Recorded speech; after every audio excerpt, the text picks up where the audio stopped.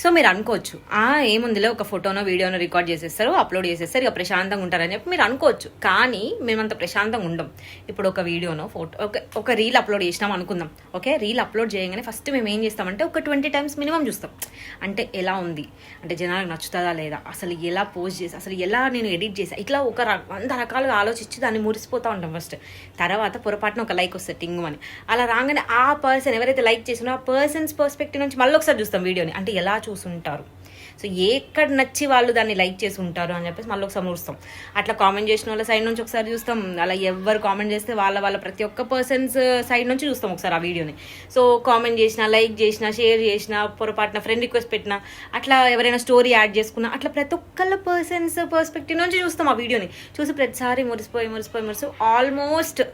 Almost ఒక 2-3 daysలోనే మేము ఆ వీడియోని మినిమం ఒక 70,69,707 సార్లు చూస్తామన్నమాట.